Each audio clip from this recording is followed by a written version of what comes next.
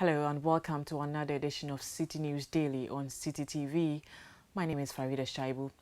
Coming up in this edition, minority in Parliament wants full disclosure of the latest LNG agreement between Ghana and Equatorial Guinea. We'll also take you to Kuntase, where hundreds of residents are living in fear as a result of the sighting of a tomato puree factory in the area. Details of these stories and more right here.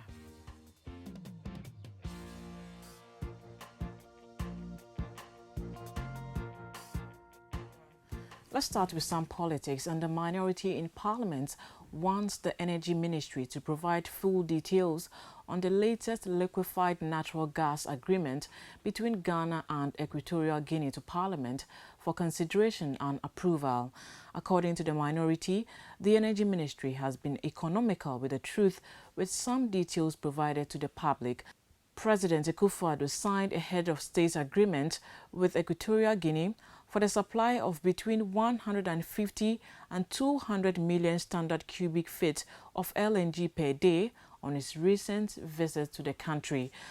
The minority spokesperson for Mines and Energy and MP for Damongo, Adams Mutawakilu, addressed the press.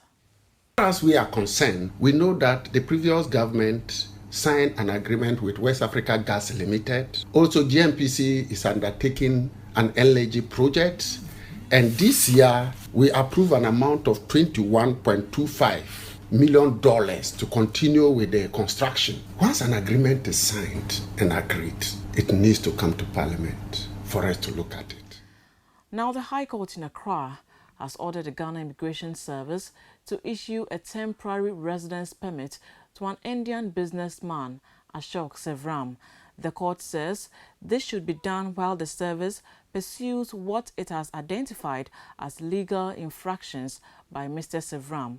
The judge, Justice Na Adole Azu, further asked the applicant to appear before the Immigration Service on Thursday for the process to be completed.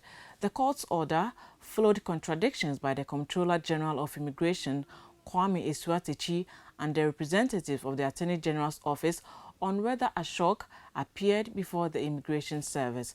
A High Court had earlier ruled that the Interior Minister breached the rule of natural justice by refusing to give the plaintiff a hearing after he had accused him of allegedly committing fraud. Now, Citi FM has transported the relief items its listeners donated to Sierra Leone in the wake of the mudslide disaster. The president of Sierra Leone, Ernest Bai Koroma, called for urgent help following the devastation which left thousands displaced, whilst close to 600 are still missing.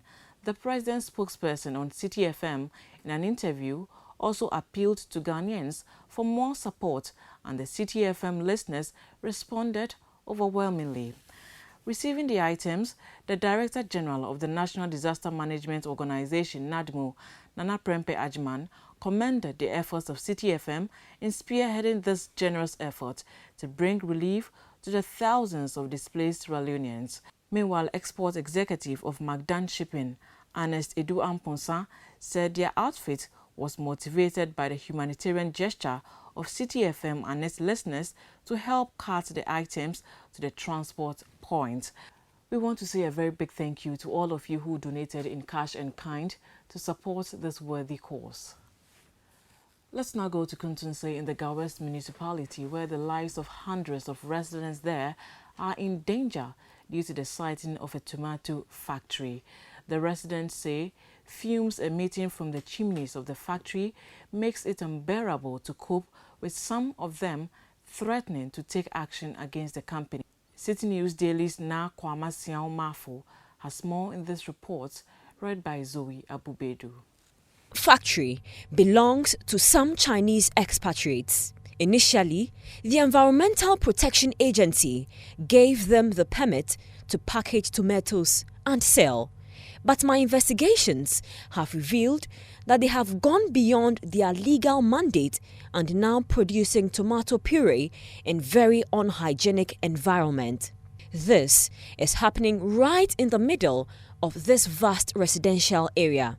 I made an attempt to speak to management on the solid waste, but they declined to speak to me. And that's how we end this edition of Citi News Daily on Citi TV. My name is Farida Shaibu. Thanks for watching.